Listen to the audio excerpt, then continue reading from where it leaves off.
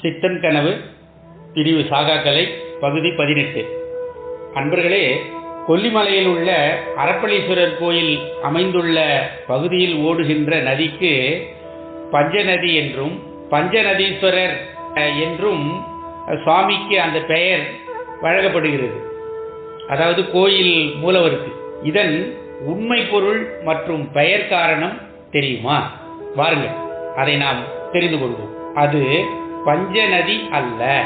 அதில் 5 நதிகளும் கலப்பதும் இல்லை. சிற்றாறுகள் சில சேர்வது உண்டு. ஆனால் அது மலையிடை பள்ளத்தாக்குகள் ஆகும். அந்த நதியின் பெயர் பஞ்சநதம் என்று அழைக்கப்பட்டது. நதம் என்றால் தண்ணீர் மழையினால் மட்டும் தண்ணீர் பெறுவதல்லாமல் தான் தோன்றுகின்ற இடத்திலிருந்து அது பாய்ந்து செல்லும் வழியெங்கும் நீரானது உற்பத்தியாகி, அதாவது நீர் சுரத்தல் அல்லது வடிதல் மூலம் தாழ்வான பகுதிக்கு சென்று சேர்ந்து சிறிது சிறிதாக நீரை பெருக்கிக் கொண்டு ஓடும். இது வற்றாத ஜீவநதி என்றும் கூட அழைப்பார்கள். இந்த நதி கோடை காலங்களில் நீர் சுருங்கிவிடுமே தவிர முற்றாக வற்றிவிடாது. சிறு சிறு ஆழ விழுதுகள் போல் நீர்வீழ்ச்சியில் வீழ்ந்து கொண்டிருக்கும். ஆறு என்றால் மழைக்காலத்தில் மட்டும் நீர் நிறைந்தும் கோடை காலத்தில் வறண்டும் இருக்கும். சரி, நாம் கோயில் மூலவரின் பெயர் காரணம் என்ன என்று தெரிந்து கொள்வோமா?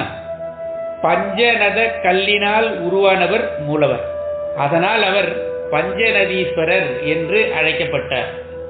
பஞ்சநதீஸ்வரர் பெயர் சுமார் 20 வருடங்களுக்கு முன்பு சுவாமியின் கருவறை பீடத்தின் அடியில் எப்போதும் ஈரம், அதாவது சொத சொத என்று ஈரப்பதம் இருந்து கொண்டிருப்பதை அருகில் இருந்து பார்த்துள்ளோம்.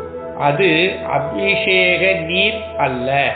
அபிஷேக நீர் கோமுகி வழியாக வெளியில் சென்று சேர்ந்துவிடும்.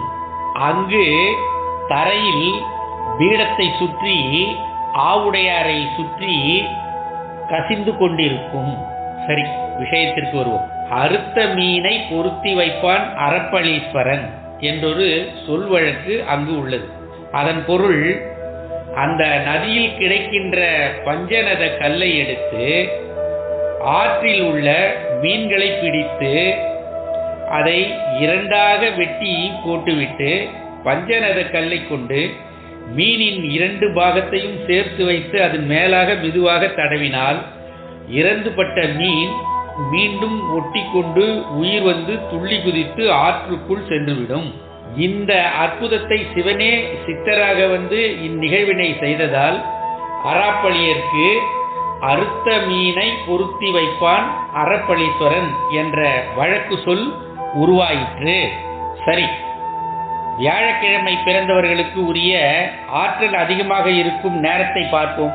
வியாழக்கிழமை மாலை 5:09 மாலை 6:52 வரையிலும் உச்ச ஆற்றலும், ஆட்சி செய்கின்ற ஆற்றல் என்பது வியாழக்கிழமை பகல் 1:08 2:51 வரையிலும் செயல்படும். கண்டு தேர்ந்து பயன் பெறுக. மேலும் வியாழன் இரவு 12:08 1:47 வரையிலும் சமசக்தியானது செயல்படும். அதாவது ஆட்சி செய்கின்ற சக்தி என்று நாம் பொருள் கொள்ளலாம். இந்த ஆற்றல் வெளிப்படுகின்ற நேரத்தை நீங்கள் பயன்படுத்திக் கொள்ளுமாறு தெரிவிக்கிறோம். சிவாய நம. தொடரும்.